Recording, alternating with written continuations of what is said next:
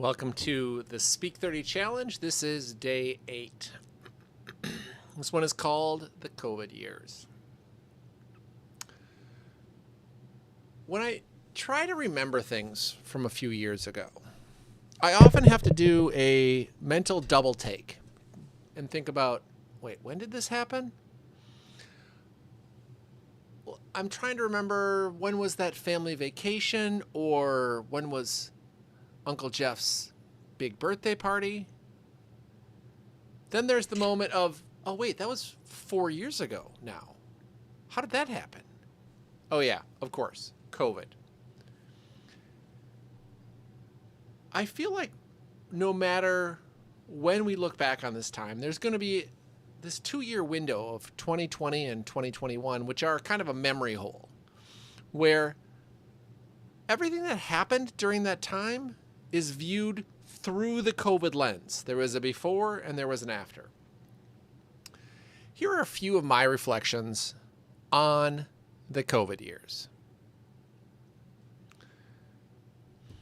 Back in February of 2020, my wife and I attended a Ask the Scientist event down at our local coffee shop.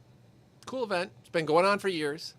But in February of 2020, they actually had a really interesting speaker. The speaker was a virologist from Mayo Clinic, and his original intent was to talk about his work during the AIDS epidemic back in the 80s and 90s. But at this particular event, there was all of this strange talk of this thing that's happening in Wuhan, China. Where is Wuhan, China? And people are dying and a disease that no one's seen before. Within a few weeks of this, the whole country and really the whole world was in lockdown mode. Now, we were really fortunate in our family. We didn't really suffer too much of any economic impact on us. And most importantly, we had all of our kids home with us from college and elsewhere for really one of the first times in our lives where we didn't have to rush off to soccer practice or tennis lessons or dance classes because everything was canceled. And this was actually quite awesome.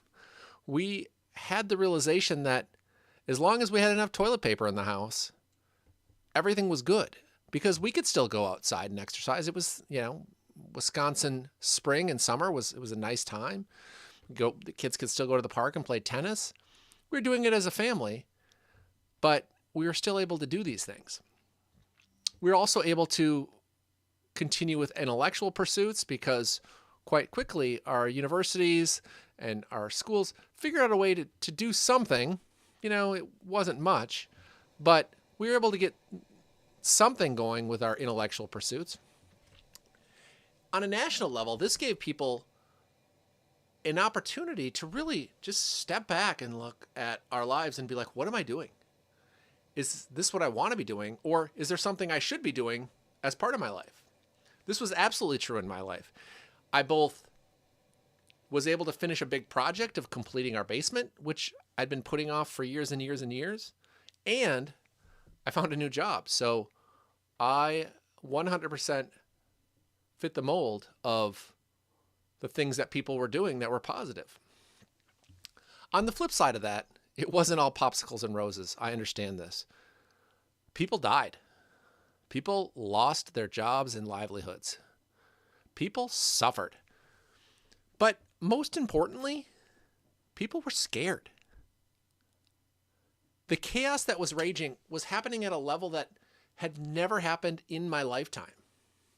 And you couple this with what happened just a few months later with George Floyd and the unrest that happened throughout the summer of 2020 and really into the fall. And things were different.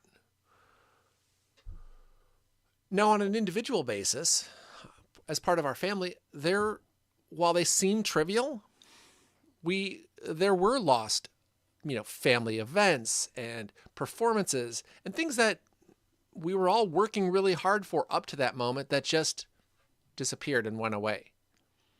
And again, they do seem trivial in hindsight to people dying, but they were still important to us. We still had been working hard for those things, and they're things that we cannot get back. We entered a world that was now focused on things like mask mandates, proof of COVID vaccines, and social distancing. This leads me to what I think the greatest overall cost of the COVID years was. We, as a society, are less trusting and more polarized. More so now than at any point in my life, there really are two versions of the American story. And what I saw growing up as a kid and what was taught to me in the books was not this. I'm weary for a time moving forward where we're constantly being told we have to get COVID boosters. I'm worried about the loss long term of the intellectual capital of our country for kids having to sit out so long from their high school, middle school, elementary school, college years. You can't make up some of that. Some things, kids are resilient. Some things will come back. But it's the people that are in most need of these support systems that really suffer the most.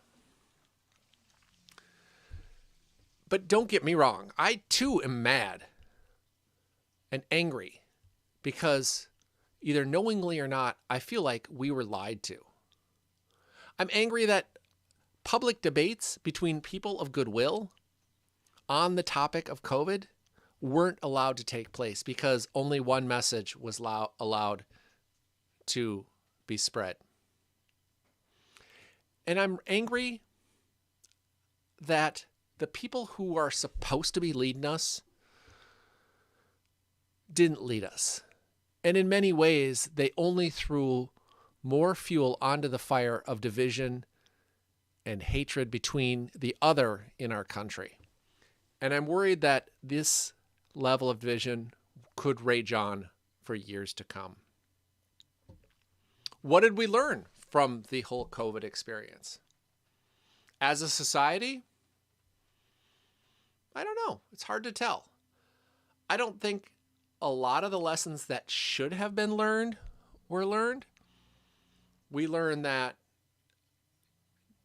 in situations like this, there is a massive role for government, but there's also a major role for communities and the individual. But in the end, time will tell what we learned as a society. But as the individual, I learned how important family is.